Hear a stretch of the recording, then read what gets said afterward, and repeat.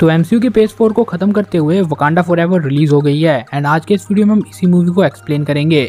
इस वीडियो में Wakanda forever के स्पॉयलर्स ऑब्वियसली होने वाले हैं, तो अगर आपने मूवी नहीं देखी है तो पहले वो देख लेना। लेकिन अगर आपको एक्सप्लेनेशन देखना पसंद है तो वीडियो को अभी लाइक कर दो एंड फटाफट से स्टार्ट करते हैं। तो मूवी शुरू होती है शूरी से। वो आर्टिफिशियल इंटेलिजेंस की हेल्प से टिचाला को बचाना चाहती है। उसने लाखों कोशिश की लेकिन टिचाला नहीं बच पाता एंड उसकी डेथ हो जाती है। टिचाला का फ्यूनरल होता है एंड उसके बाद स्टोरी 1 साल बाद पहुंचती है। यूएस की एक आर्म फोर्स जो कि वकांडियन शिप के ऊपर अटैक कर देती है ताकि वो उनका वाइब्रेनियम ले सके, लेकिन वकांडा वाले कैसे भी करके अपने आप को बचा लेते हैं। ये सब सुन के क्वीन रेवेंडा को बहुत गुस्सा आता है। वो यूएस गवर्नमेंट के सामने ये बोलती है कि आपके आदमियों ने हमारे ऊपर अटैक किया वाइब्रेनियम के लिए। तो यूएस गवर्नमेंट बोलती है कि हमें यकीन नहीं है कि वकांडा ढंग से वाइब्रेनियम को अपने पास रख पाए। देन हमें पता चलता है कि वाइब्रेनियम मीटियोर के थ्रू अर्थ पे आया था एंड अर्थ की 2 जगहों पे गिरा था, एक तो वकांडा, एक अटलांटिक।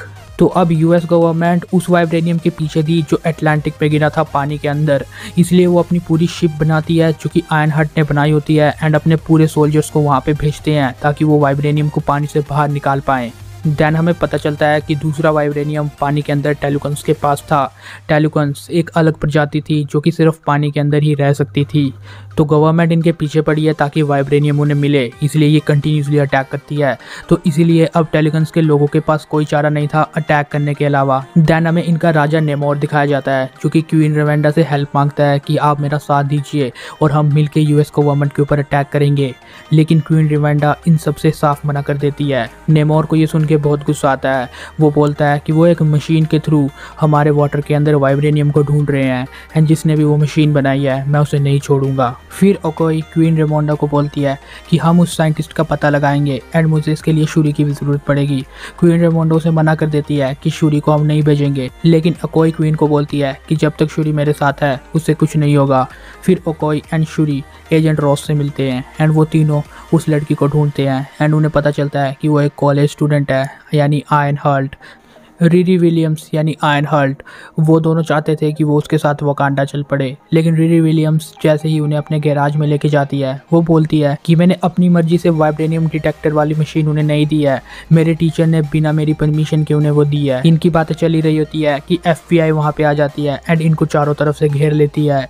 ये उनके ऊपर अटैक करती है। वकांडा वाले उनसे बहुत अच्छी तरह फाइट भी करते हैं, लेकिन उसी बीच वहाँ पे टेलुकन्स आ जाते हैं। उनका king Namor Shuri and Ironheart को किडनैप करके ले जाता है और कोई वहाँ से बच जाती है एंड वो वापस आके क्वीन के सामने सारी बातें रखती है। क्वीन उसे उसकी पोस्ट से बेदखल कर देते हैं क्योंकि वो शूरी को बचाने में असफल हुई थी। उसको ये सुन के बहुत दुख होता है। शूरी के पास एक ब्रेसलेट होता है जो कि गिर जाता है, लेकिन एजेंट रोस उसे अपने पास रख लेता है। इसीलिए बाद में जब क्वीन रेमोंडा उसके ब्रेसलेट को ट्रैक करने की कोशिश करती है तो एजेंट रोस के पास मिलता है। वो एजेंट रोस को सारी बातें बता देती है। इसके बाद उन्हें आइडिया आता है और वो इयररिंग के थ्रू शूरी को ट्रैक कर लेते हैं एंड उन्हें पता चलता है कि शूरी एक्चुअली में अटलांटिक में है। इसके बाद क्वीन रेमोंडो किंग टिचाला की वाइफ यानी नाकिया को भेजती है and Shuri and Ironheart को वापस लाने के ऑर्डर देती है।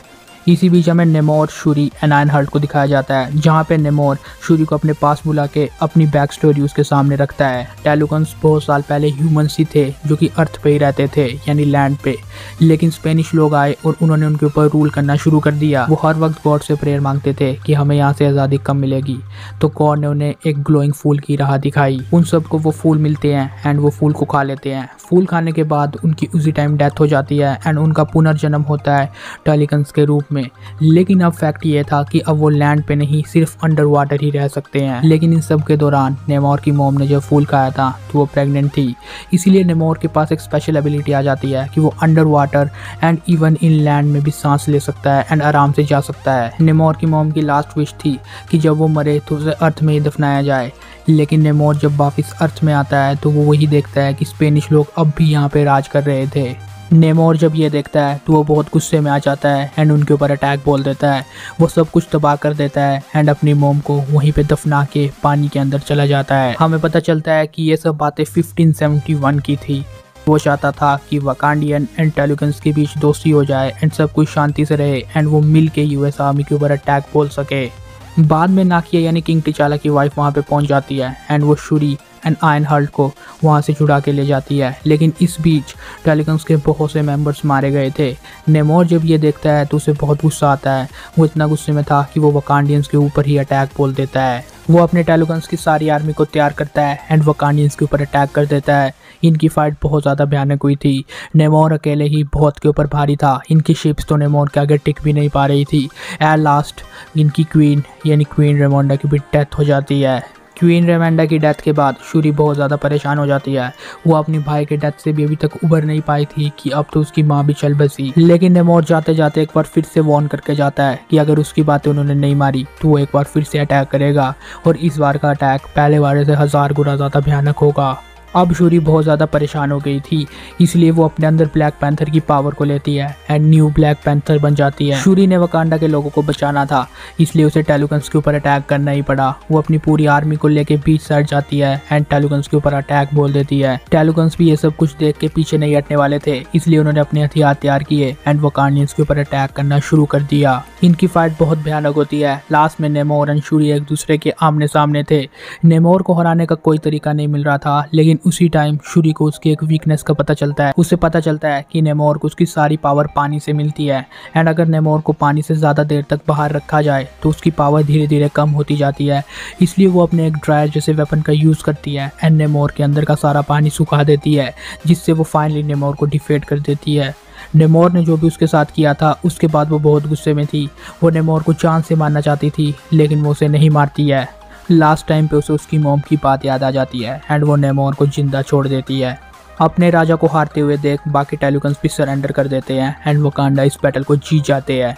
फिर वकांडियंस वकांडा वापस आ जाते हैं एंड हमें दिखाया जाता है कि शूरी अभी राजा बनने के लिए तैयार नहीं थी, इसलिए एम्बाकू को वकांडा का न्यू किंग घोषित कर दिया जाता है। इसके बाद हमें नेमोर दिखाया जाता है जो कि अपने लोगों से बात कर रहा होता है कि अब भविष्य में वकांडा के ऊपर बहुत बड़े खतरे आने वाले हैं एंड हम उसी मौके का इंतजार करेंगे एंड उनके ऊपर अटैक बोल के उन्हें हराएंगे।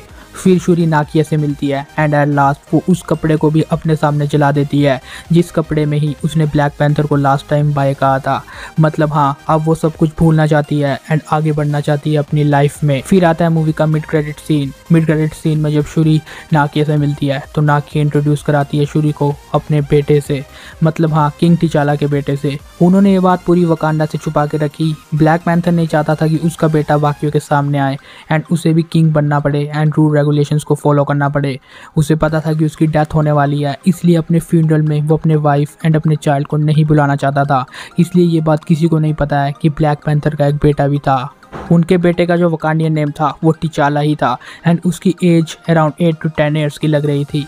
मतलब हाँ, शायद फ्यूचर में इसे ही ब्लैक पैंथर बनाया जाए एंड इसी के साथ ये स्टोरी एंड ये मूवी भी खत्म हो जाती है। तो गाइस, ये थी ब्लैक पैंथर वकांडा फॉरएवर की पूरी स्टोरी। आपको ये स्टोरी कैसी लगी आप हमें कमेंट में जरूर बताना। मैंने वीडियो के थ्रू कोशिश की है कि आपको हर एक चीज़ ढंग से एंड एकदम सिंपल वे में समझा सकूं। उम्मीद है आपको ये एक्सप्लेनेशन पसंद आई होगी। एक्सप्लेनेशन पसंद आई है तो वीडियो को लाइक एंड शेयर जरूर कर देना। चैनल को सब्सक्राइब करके बगल वाले बेल आइकन को जरूर ऑन कर देना। And Wakanda forever.